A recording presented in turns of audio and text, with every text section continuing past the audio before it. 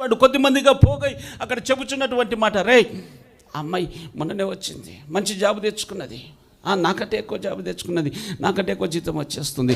అతను మొన్ననే ఏమీ లేకుండా, చైన్ కూడా లేకుండా మందిరంలో ఎంటర్ అయింది. ఇప్పుడు పెద్ద చైన్ వేసుకొని తిరుగుతుంది, పెద్ద చైన్ వేసుకొని తిరుగుతుంది. ఏదో ఒకటి చేయాలి, ఈ అబ్బాయిని ఏదో ఒకటి చేయాలి, ఈ అబ్బాయిని ఏదో ఒకటి చేయాలి.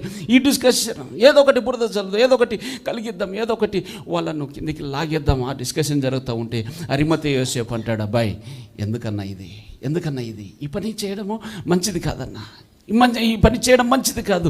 మన బిడ్డలు కదా, మన మందిరానికి వచ్చేటువంటి వారి కదా, మన యొక్క మన యొక్క పట్టణానికి సంబంధించినటువంటి బిడ్డలే కదా, మన అన్నదమ్ముల యొక్క పిల్లలే కదా వాళ్ళు, మన యొక్క అన్నదమ్ముల యొక్క పిల్లలే కదా.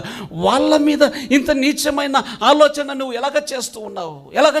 మళ్ళీ అక్కడ ప్రసంగం చేస్తావు కదా, మందిరంలో ప్రసంగం చేస్తావు కదా, రే ప్రసంగమే ఇదిరా వాళ్ళని తొక్కకపోతే మన మీదకి వచ్చి కూర్చుంటారు, మనకంటే వాళ్ళు గొప్ప అయిపోతారు. అప్పుడు మన పేరు ఎవరు పట్టించుకోరు, మనల్ని ఎవరు పట్టించుకోరు. వారిని తొక్కేసే, వారిని అనగదొరకాలి, వారిని నాశనము చేయాలి. ఈ డిస్కషన్ జరుగుతూ ఉంటే ఆయన అంటున్నాడంట ఇది ఏమాత్రము కూడా జరగడానికి వీల్లేదు. హల్లెలూయా. అతడు సజ్జనుడును నీతిమంతుడై ఉండి వారి ఆలోచనకును వారు చేసిన పనికిని సమ్మతింపక వారి ఆలోచనకు సమ్మతించక ఈరోజు ఆయన జీవితం ద్వారా నేర్చుకోవాల్సినటువంటి ఒక అద్భుతమైనటువంటి పాఠం ఏమిటంటే, లెసన్ ఏమిటంటే, ఆత్మ సంబంధమైన మర్మం ఏమిటంటే, నీ దగ్గరికి కొన్ని మాటలు వస్తాయి. ఈ పని చేద్దాం.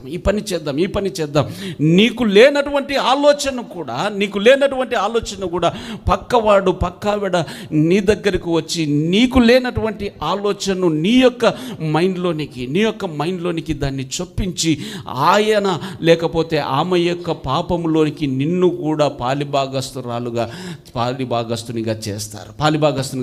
ఆ సమయంలో సజ్జనుడవైతే, నీతిమంతురాలు అయితే నువ్వు చేయవలసినటువంటి పని ఏమిటంటే, వారు చేసినటువంటి ఆలోచనకు నీవు సమ్మతించవు. హల్లెలూయా. వారు చేసినటువంటి ఆలోచనకు సమ్మతించవు. అతన్ని నాశనము చేద్దాము అని అన్నప్పుడు నువ్వు వారితో ఏకీభవించవు. ఆమెను నాశనము చేద్దాము అని అంటే నువ్వు ఏకీభవించవు. అతని మీద నింద వేద్దాము అని అంటే నువ్వు ఏకీభవించవు. ఆమె మీద నింద వేద్దాము అని అంటే నువ్వు సమ్మతించవు. కారణం ఏమిటంటే, నీవు సజ్జనురాలు. హల్లెలూయా. నీవు నీతిమంతురాలు. ఏ విధంగా నీతిమంతురాలు అంటే, నా క్రియలను బట్టి కాదు, నా మంచితనమును బట్టి కాదు, నా యొక్క రక్షకుడైన యేషువ మెస్సీయ రక్తము ద్వారా నేను నీతిమంతునిగా మార్చబడ్డాను. హల్లెలూయా. ఆయన ప్రశస్తమైన నిర్దోషమైన రక్తమును ఎప్పుడైతే ఆశ్రయిస్తావో, ఎప్పుడైతే నీవు ఆ రక్తమును విశ్వసిస్తావో, ఆయన నామములో, ఆ రక్తంలో క్షమాపణ ఉంది అని నమ్మి విశ్వసించి బాప్తిసం తీసుకుంటావో, అప్పుడు నీకు వస్తున్నటువంటి ఒక పేరు ఏమిటి తెలుసా? ఒక టైటిల్ ఏంటి తెలుసా?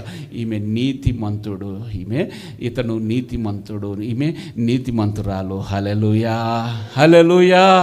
మామూలుగా మనిషిగా నేను పాపములు ఎత్తి చూడవచ్చు, బలహీనతలు ఎత్తి చూడవచ్చును, కానీ ఇదిగో మనం ఆరాధిస్తున్నటువంటి దేవుడు ఎలాంటి వాడంటే, రక్షకుడు ఎలాంటి వాడంటే, మన యొక్క బలహీనత ఆయన కన్నుల ఎదుట కనిపిస్తూ ఉన్నప్పటికీ, ఇదిగో నా కుమారుడే, హల్లెలూయా, నా కుమార్తెనే అంట.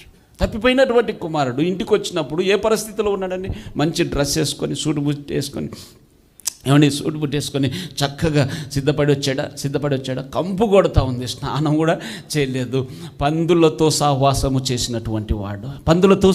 చేసినటువంటి వాడు పరిగెత్తుకుంటూ ఇంటి ద్వారం నుండి పరిగెత్తుకుంటూ వెళ్ళి మెడ మీద పడి, అక్కడ రాయబడిన మాట ఏంటంటే, మెడ మీద పడి ముద్దాడి అతన్ని ఇంటికి తీసుకొని వచ్చాడంట. హల్లెలూయా. ఆయన కోరుకున్నటువంటి విషయం ఏమిటంటే, నేను అన్యులు లేకపోతే దేవుని ఎరిగినప్పటికీ ప్రణాళికలు వేసి ఇతరులను మోసం చేయాలనుకున్నటువంటి వారితో నీవు సంబంధించకూడదు. ఆమేన్. నువ్వు సమ్మతించకూడదు.